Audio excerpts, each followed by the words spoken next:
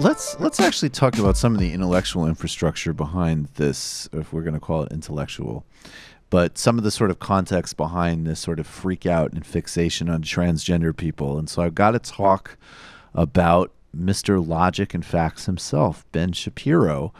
And I was thinking of him the other day, and I happened across your channel in preparation for this interview, and you have a new video out on pronouns, which I admit I learned from people like you and other academics and public intellectuals.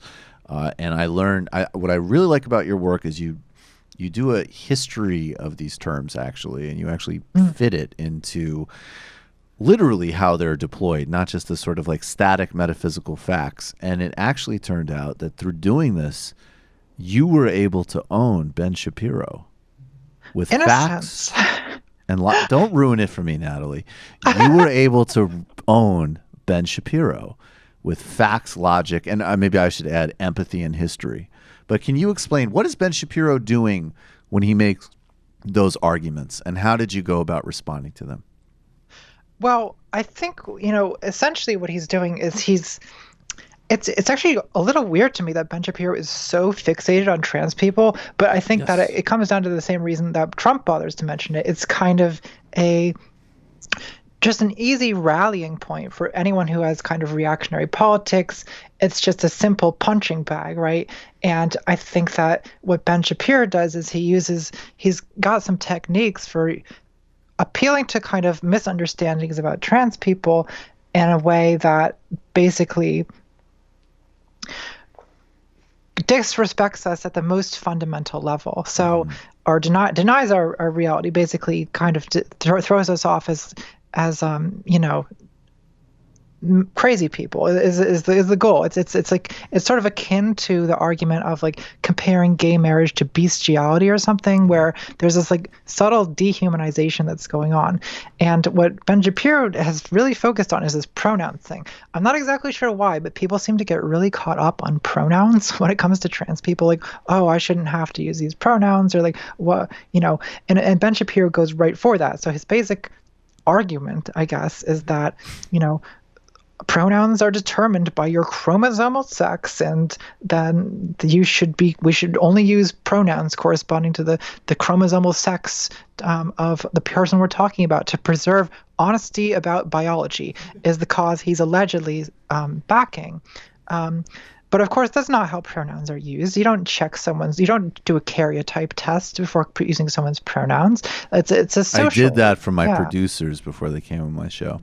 Oh, you had all of them genotyped, of course. That's right. I had them genotyped as part of a rigorous screening process. Of course. Of course.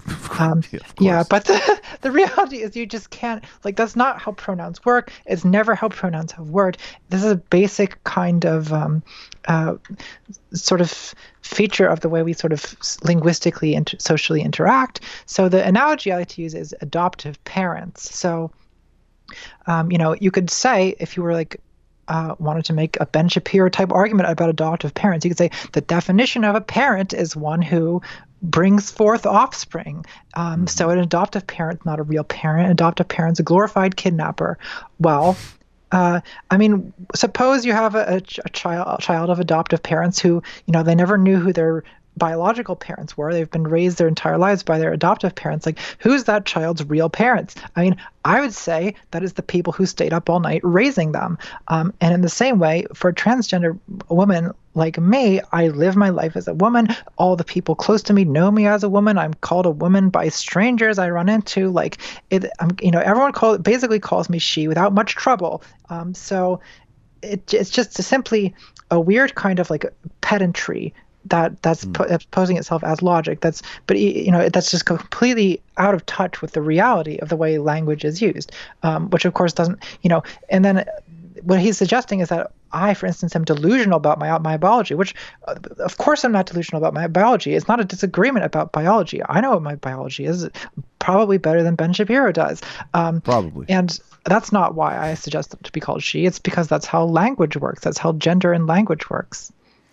What do you think? I love that you said pedantry, because we've been actually trying to rebrand like what people on the right are calling logic and facts and reason with basically sophistry and pedantry.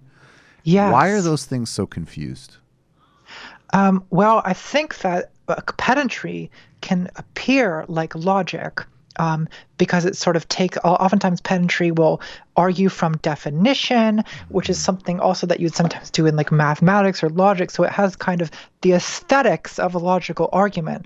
Though, of course, the difference is that pedantry is often a complete distraction from the actual point being made or the actual substance. So some of the most common like alt-right pedantry you see all the time is like this kind of like, well, this person couldn't be a fascist because they don't follow Benito Mussolini, and a fascist technically is the movement from the 1930s, or Exactly. this Right. kind of argument where like instead when you're calling them a fascist, of course, you mean that they're a kind of authoritarian, racist populist, and so to go to this like really specific sub definition of fascism and to insist that that's the only thing the word can mean, it's really just sleight of hand posing as logic.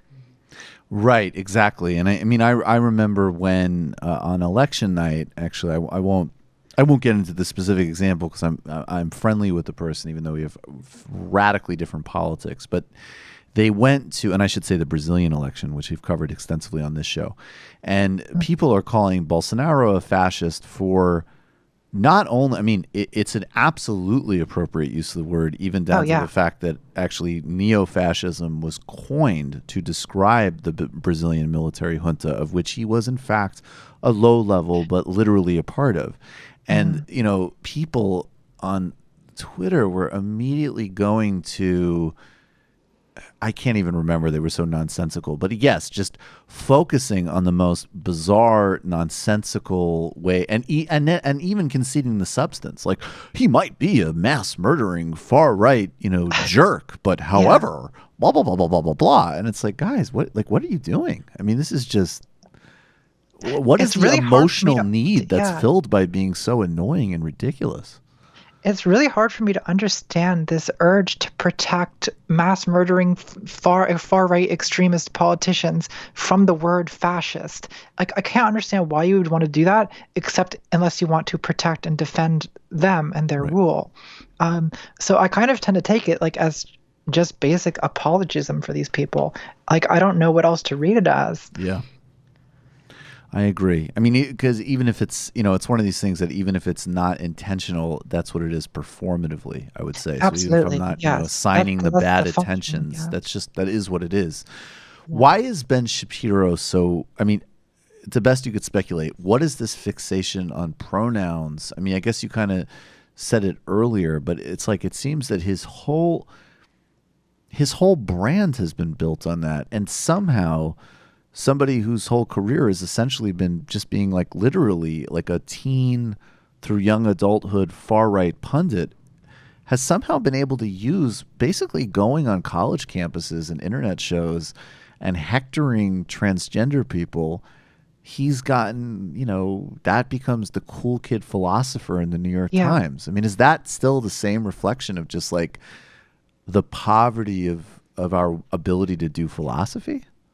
I think it is that in part, but I think it more it's the whole thing is really just a substitution for kind of backlash against trans people. Hmm. Like I think the pronoun issue again is kind of it's a fake issue, right? It's pedantry in the way that arguing over the definition of fascism it is in a case where someone's clearly a mass murdering far right extremist. Like I think that the reason that they're focusing on pronouns is suppose you take one of these situations that Jordan Peterson wants to, defend the right of a person to do. Like you have an employment situation where you have a trans person at an office and like say two coworkers, and one coworker genders the trans person correctly, the other insists on misgendering.